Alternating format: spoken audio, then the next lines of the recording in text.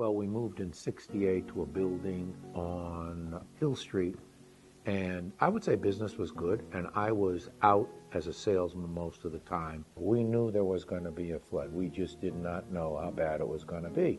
And the last big flood that happened in our area was 1936.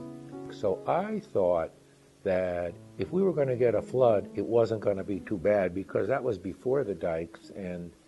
And so I went downstairs and we had a pool table in our finished basement, and I put everything in the basement on top of the pool table, and I figured I was home free.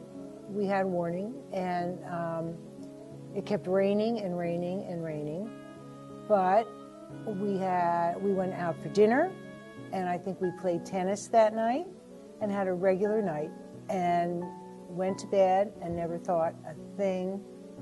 Never thought we had dikes, so we never thought they would flood. They never had since we were alive, so we just figured that they would do their job.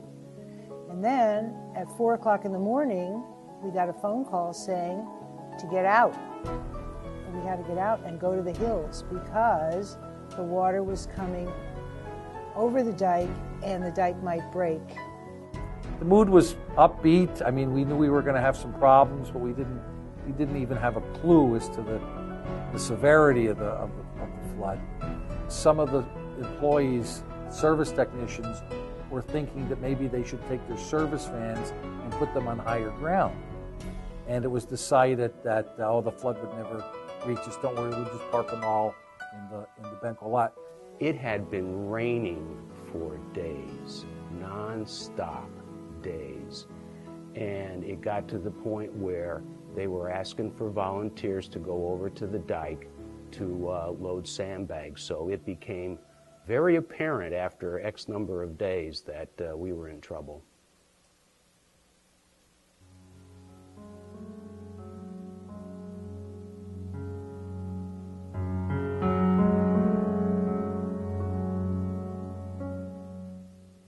The next morning when we got up, dummies from Boscov's were floating down South Main Street.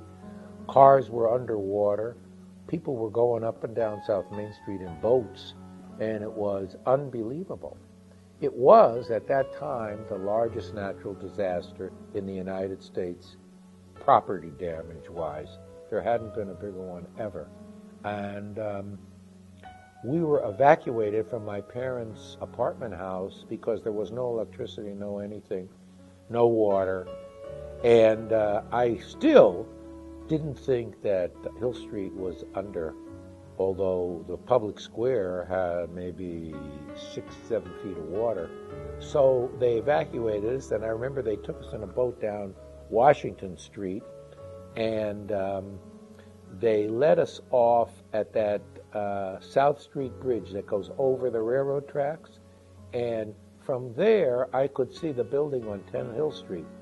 And they let us off at the bridge, and I ran up the bridge to the top, and I looked over the railing, and I could not see. We had about 5 trucks. They were all underwater. I couldn't see the trucks. I figured, oh, geez, this is not good. We were taken out on a motorboat because there was water everywhere, and we were taken to a town about 20 miles away where we set up camp, as it were, and we had some relatives there, and they took care of the kids, and I went to see the business with Larry, and then we both went to see our house, and they were both destroyed. A bunch of us got together when we were finally allowed to come back in, and we walked down to the building. First thing I saw was one of the service vans in the parking lot with a railroad tie on it. It was shocking, to say the least. The water had gone up to nearly over the roof, but not over the roof, but up to the top of the ceiling inside. I opened the door. There was about 7 or 8 people behind me. The alarm was ringing. There was mud everywhere. The mud was up to your ankles. I mean, there were dead fish in the front yard. Big fish. I mean, you talking big fish were laying dead and all kinds of things.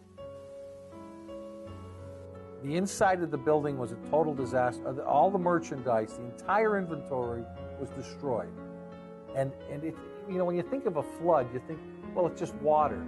But it's not. It's muck and oil and mud, all kind of mud. It was mostly mud and dirt and grime and odors. The odors were horrible. Well, everything was in the stock room. Everything from carbides up front to instruments in the back, files and reamers, all sorts of small items that you see, when we left, there was no time. We left everything where it was when we had to leave the building. So when we came back in after an 8-foot flood, the only merchandise that was still good was stuff that was up on top. And unfortunately, what we stored on top was the junk. So that's what we had left when we came in.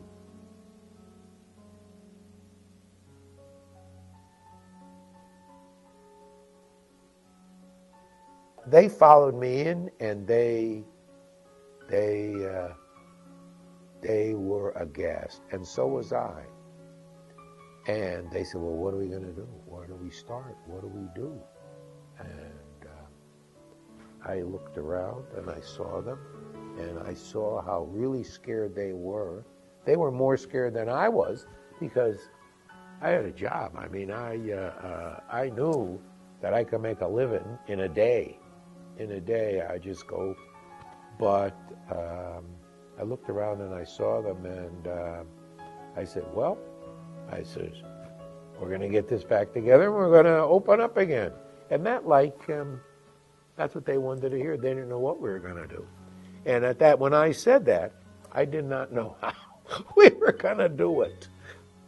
I could have just walked away and gotten a job. So I thought about that, but there would have been too many people that would have been displaced and out of work, and I didn't want that. No, the only time I saw him waver was the initial shock of seeing the utter devastation and loss, and the fact that there was no insurance or no federal help or anything. You're on your own pretty much. And that only lasted a very short time, maybe half of a morning. And then he came back with a can-do attitude. He said, we're going to lick this thing, somehow we're going to come back. We just went full speed ahead. And I don't know that I made any really bad decisions at that time. The main decision was, were we going to reopen? And once we made that decision, we did what was necessary to accomplish that end. The one thing Benco did have was we were a very small company, but we had an excellent reputation in the business community and with our customers. Our customers were pulling for us to come back. They wanted us to come back. It's just that we had the intestinal fortitude and the good reputation to be able to come back. All the employees worked hard, working toward the same goal. And we had an office in Scranton at the time, which was out of the floodplain. And so they used some of the facilities in Scranton to get it going, but we had no phone. Well, there were no other technologies at the time. But without a phone, we were really in trouble. And nobody had a phone. It wasn't just us. There was no telephones. And we were all evacuated. We had to come in every day and slither through the mud to get back to work, to fixing it up. It was very hard. It wasn't like a fire where you were the only one. Everybody in town had the same problems. Everybody was in this sort of together. It was more of a team kind of a thing rather than just a disaster of a single person. So everybody was going through the same things that we were. Everybody was in the same boat. There were no phones. There was no electricity. It was a disaster zone. So everybody was in the same boat, and everybody was trying to find if they had insurance coverage. Nobody knew. And of course, nobody did. Nobody had insurance coverage. And restaurants, I mean, mostly local businesses and all that stuff. And everybody was in the same boat. That, by the way, is one of the things that made it difficult.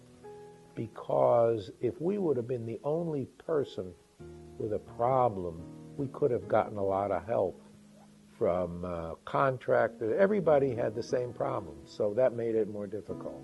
The biggest things that got Benco to be able to survive this was, first and foremost, the leadership of Larry and his family, and the people, the close-knit attitude of the people. But that wouldn't have meant anything at all if it wasn't for the federal government, through the Small Business Administration and our congressman at the time, Dan Flood, who offered I believe it was 1% SBA loans for what you needed, what you actually needed, with the first $5,000 forgiven. Now, this was a godsend to people in their private homes because they got loans, these SBA loans, and the $5,000. If the government wouldn't have done this, I'm not sure if Wilkes-Barre would even exist now, because I would think that most people would have had to walk away from it. The big deal was when the SBA, I think, gave a loan. That's what I think finally settled Larry back, and he could see that we were going to make it. And one of the things that I did, I talked to every major supplier, and I insisted we had to put in inventory, and I insisted that they give me the replacement inventory at their cost. I said, you can't make a profit on my disaster. So if we bought $500 worth of inventory, I had a thing.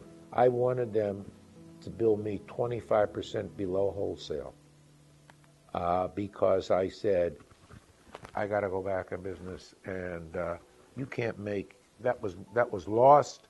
You can't make a profit on restocking the shelves.